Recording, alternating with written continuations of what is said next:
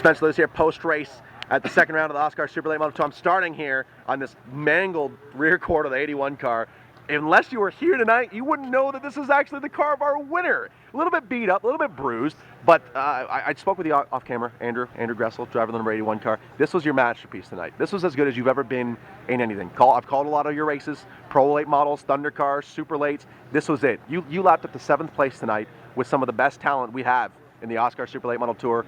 You started up front, were involved in an early race crash, sent to the rear, went from the back to the front, just an up and down day, but you got a lot to be proud of. This 81 car was a rocket ship this afternoon. Oh, for sure, man. You know, after the run at Sunset there, I mean, we got a top 5, but I was really hoping for more, and then to come out here and take a win like that, it means a lot. But, you know, we did a lot of work, had a lot of hours in the shop this week, and Mike Schmidt was out at Sunset there last weekend, and I was hoping he'd maybe be out here today to see this thing fly around the track here. But I don't know, man.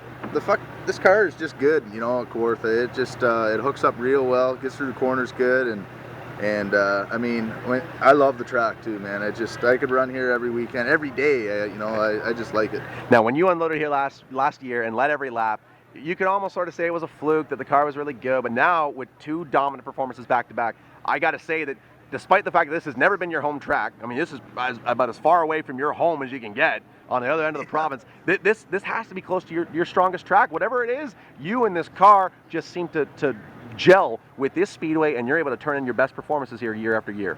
Yeah, I think it has a lot to do just with the size of the track. You know, I like coming out of the corner and being able to get on the throttle, and you know, I like a throttle track, and this place just suits me that way. Same with Delaware. I mean, had a lot of fun down there running the bigger tracks, Smyrna and stuff, and I don't know, man. This place here, though, being that smooth out there, and you know, just everything, it's just awesome. It's wicked for these cars to be here. Tell me about the early race contact, because I think a lot of people were looking at the wreck that actually took a couple of cars out. They didn't notice the tire rub on the 81 car. You had to come down and sort of pull that fender off. You wouldn't know it by looking at it now, yeah. But what exactly happened that sent you to the pits early on lap 2 or lap 3 or whatever it was? Right off the bat, you know, just the start there, it just wasn't a real smooth start. Guys checked up, I checked up, somebody rocked me in the rear, and probably did a lot of that damage with that hit in the rear right off the bat. And then the fender just crimpled up, got into the tire, and I don't know, I was trying to stay out. I was hoping it was just the plastic on the fender, but the aluminum was right into the tire, so they called me off, came off, fixed it up, went back out, and just worked our way back up to the front. I mean, when you restart at the tail end of the field here, and you know that you've got Watson, Hanley, Kennedy, I could go on and on and on about the monsters that were in front of you, and you're at the tail end of the field, you only got 50 laps, which I'm sure sounds like a lot longer than it actually is when you're at the rear. Yeah. What's the strategy when you roll back onto this track to take the green? A lot of caution, man. Just, you know, drive the car cautionally, because like I said, a lot of the stuff happens right on the restarts, guys checking up, and it's real heads up there until guys get in their groove and get the lines figured out. So I was just holding back, and then once everything got sorted out, I was really laying on the throttle, and I wanted to get back up, at least reach the top 5, and you know, be able to give those guys a good run and not run out of time. So now, I know that you and I have spoken in the past, and you said that your main goal is just to get better every time out of the hauler, and you're hoping to improve every time we see you. With this performance tonight, the way that you won, the laps that you led, the fact that you lapped up to 7th place, I mean, do you consider this to be one of your finest performances ever? Yeah, you know, like, it's pretty competitive with last year, with the way we ran here.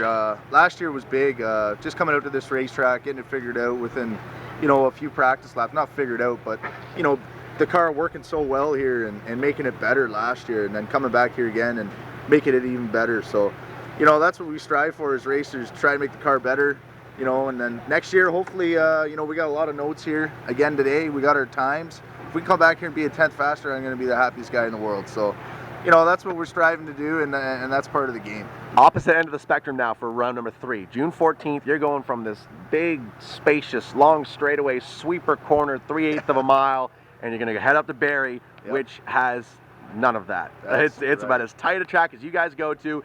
The body, it has a good chance that it's going to look a lot like this at the end of the night. What's the strategy when you roll into Barrie Speedway with a super late model? Man, that place is just tight. You know, with all the horsepower in these cars going down the straightaway, and then you got to hit those tight corners. you know, it's just it's a whole different ball game. So throw, you know, get the car back in the shop, get the body fixed, and start working on the setup because it's going to be changing. Of all the tracks you guys visit, would you say that Barrie Speedway is probably the most reliant on starting position? Yeah, it's a tough place to pass, man. I mean, if you can get the outside working there, that'd be really nice. A lot of guys like the bottom groove, so if you can get up top and start working them that way, that'd be real good. But that place is tough to get, especially with these cars, man. There's not much room out there. I know it's not possible. A whole slew of supporters, and you had a lot of them on the car tonight. I don't know how many of them were here in action. I hope some of them were here to see this performance. I know Mike Schmidt was following on Twitter. Thank the folks who make all this possible for this number 81 team. Yeah, I got to thank all my sponsors this year, man. Sauble Falls Tent and Trailer Park. My dad was here tonight cheering us on and helping us out, so I got to put a big thanks out to them. And London Recreational, Mike Schmidt with London Recreational, I got to thank that guy a whole lot. Lots of help from those guys, and you know, it's amazing getting support from people that are really into the sport as much as he is. High Grade Roofing, awesome company, stepped it up big time this year, and just I'm really happy to get a win for them today. And CUSW, the Canadian Union of Skilled Workers, got to put a big thanks out to those guys for helping us over the last 6 years, I think it is now. So no, I'd just like to thank everybody for all the support. Have1.com, Rad and Gavari at eHomes. Thanks a lot. Follow them on Twitter at Sauble Falls 81 as they get ready for their trip to Barrie. It's going to be a whole different strategy. I look forward to talking after Barrie, my friend. All the best in 2014. We'll check back in with you. Right on, Spencer. There you go, folks. From Victory Lane to the pit pad here at Kawartha Speedway, your winner here tonight in round number 2 of OSCAAR action. It's Andrew Gresel.